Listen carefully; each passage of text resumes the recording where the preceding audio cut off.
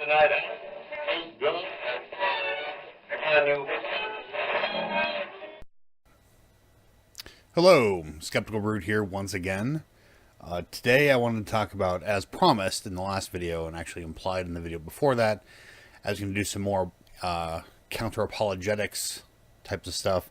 In the last video I had intended to do the argument from beauty, or the aesthetic argument for the existence of God. But something else came up.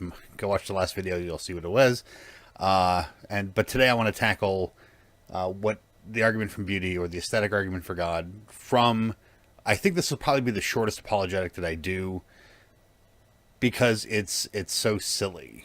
And silly in the sense that, yes, people find value in it, but they don't...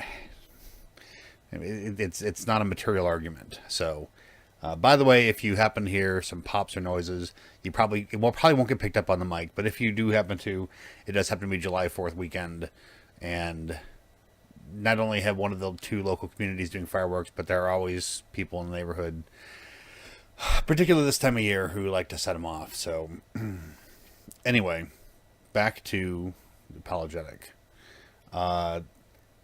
Basically, the argument for beauty, or from beauty, is, and this is according to Wikipedia, the argument from beauty, also the aesthetic argument, is an argument for the existence of a realm of immaterial ideas, or ideals. Now this says ideas, or most commonly the existence of God. The aesthetic argument in Western thought goes back probably to Plato and his realm of universals. And in this case, he had this idea that we know, and I'll use a vague example, I don't remember if this was in the writing or not, but that we know what a chair is, because somewhere there exists this perfect chair, and we have access to this idea of a perfect chair. And so we recognize things as chairs because they are... Every real chair is somehow tied back to this universal idea of a chair. In this world exist things like math and truth, ideal or real tangible concepts that we can only mimic here on Earth. For example, a perfect circle exists in this idealized realm, this realm of universals. All circles that we can make are copies of that circle. No matter how close we get to it, we can never have a perfect circle or a perfect triangle. Well, triangles are easy. Perfect circle or things like that. These concepts, they exist like a straight line. You know, it exists in this world of universals.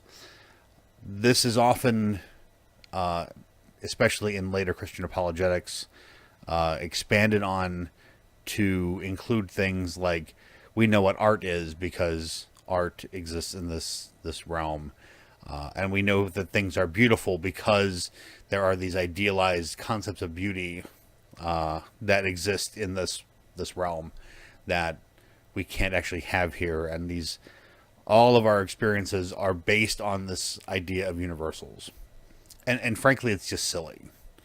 And I say it's silly because we can clearly look at people who have different concepts of beauty. If there were an ideal sense of beauty, then everybody everywhere should have similar notions of beauty. I'll tell you what, and Richard Dawkins uses this as an example. I think even Christopher Hitchens had used it one time in an argument.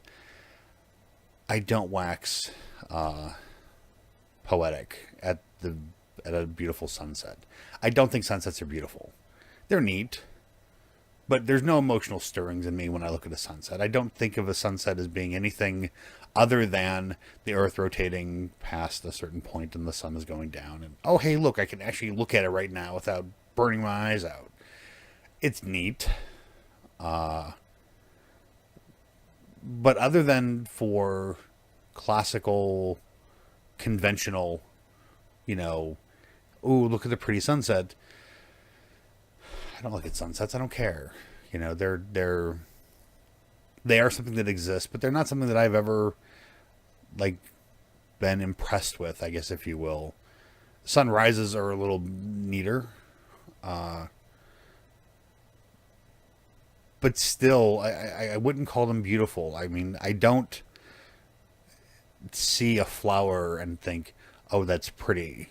I think about it in terms of what it is, and I can understand the response that people have with looking at something that they would consider pretty. But I've never been emotionally moved by beautiful things. I've been impressed by great artwork.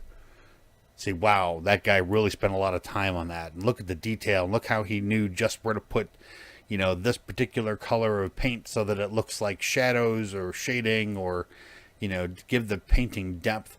I've been impressed with the technical aspects of painting. But I've never looked at a painting and been like, wow, that's so beautiful, that I would write a poem about it or something like that. Now, in high school, there was a girl or two who had moved me to poems and things like that. But I think that was more, and this is me, grown up me, looking back at this and thinking, was that just tactic to impress them? Or was it an outlet for me to express my feelings, which were hectic and chaotic and hormonal and pubescent or post-pubescent, adolescent hormones? Probably.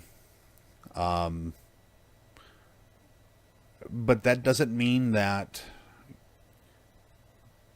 it was any more or less valuable. Be that as it may. The weakness of the aesthetic argument is that these things are not universal.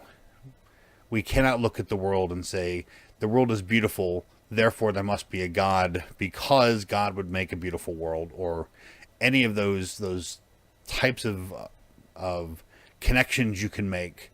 It's almost as bad as, oh, look at the trees. And actually, I think look at the trees, I would consider that part of the aesthetic argument. The trees are beautiful and they grow, and you get into the other parts of the argument too. But and I'm skimming over here at the Wikipedia explanations of it here. And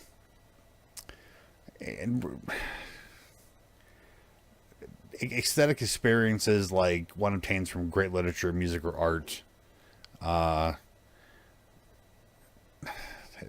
just don't see how this in any way could support the existence of God, because it's entirely subjective.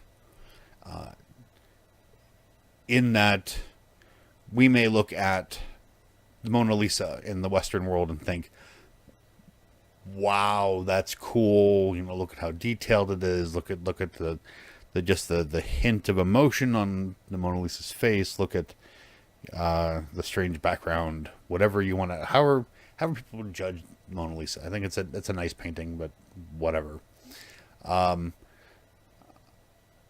Somebody who appreciates that may not appreciate Rothko or Warhol. Or anything related at all to Dadaism. But there are people who appreciate, Dadaist art, but don't appreciate, Rembrandt or Michelangelo, anything else by Da Vinci. I mean, Renaissance art for its time was fantastic. We have much better replication techniques now and whatever. But that's it. I mean, it's cool, it's neat, but not everyone is going to be moved by things that are beautiful, and not everybody is going to be impressed by it. And I think that in itself really shoots down aesthetic arguments, because it's not a universal experience. Things like numbers, math, the laws of physics often try to get lumped into here as proof of this immaterial realm, but numbers don't exist. Numbers are a mathematical representation of a set that we decided was going to be something. There is no universal concept of two. There are two things, and there is a set that includes one and one more than one, and that is the number two. that does not mean that the number 2, the concept of 2, exists anywhere other than in our subjective brains that have made it something. The laws of physics will be the laws of physics. Light emanating from a body will decrease to the magnitude of 1 over x squared. That is a function of the dissipation of the intensity of light coming from a light source. That only makes sense because we have assigned values to those things that we use to explain it. They don't exist supermaterially, if you will. They are not universal. They are not anything other than our ideas. All right, I said this would be short. It's just over 10 minutes of talking. I look a little red, and I was out detailing my car today. My 10-year-old beast. But hey. Anyway, I guess that's it. So thanks a lot for listening. Goodbye and hello, as always. It doesn't.